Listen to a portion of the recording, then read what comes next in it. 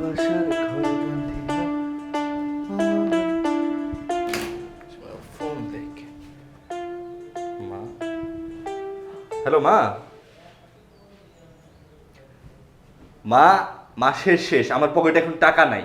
আমি তোমার এখন টাকা দিতে পারবো না। ইচ্ছা টাকা একটু চাপা দিয়ে রাখো, আবার সামনের মাসে টাকা পাঠাবো, ওইটা দিয়ে পাঙ্কাশ মাছ কিনে খাইও।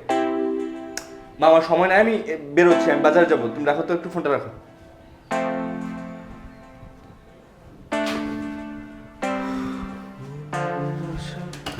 হাই, কি করছো? বের হচ্ছ?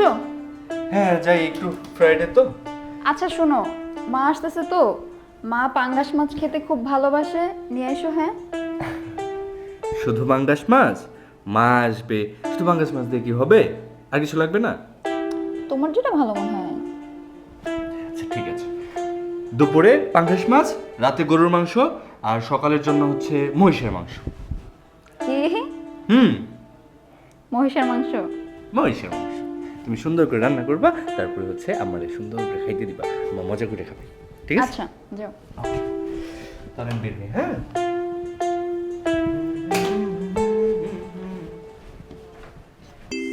চাঁদনি, চাঁদনি। কি হলো, ডাকছো কেন? দেখো তো আমাকে কেমন লাগছে।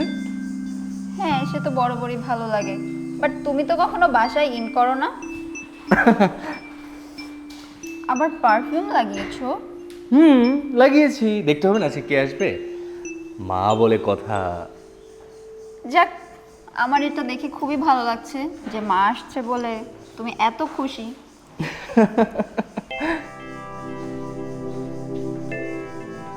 মা,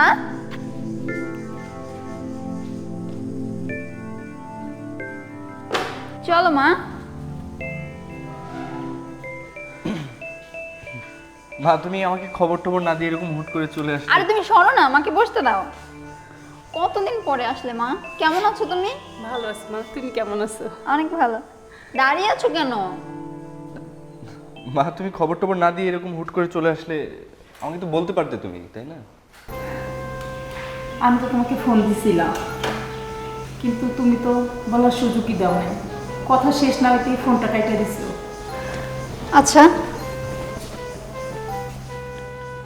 আমি তো তোমাকে আগেই বলেছিলাম, আর তুমিও তো সেই কথা শুনে মা আসবে বলে মাছ কিনলে, মাংস কিনলে। তুমি কি আমার মায়ের কথা বলেছিলে? আমি তো ভেবেছিলাম যে তুমি তোমার মায়ের কথা বলেছো। বৌমাকে আমি ফোন দিছিলাম, বৌমা আমার আসার কথা শুনে খুব খুশি হয়েছে।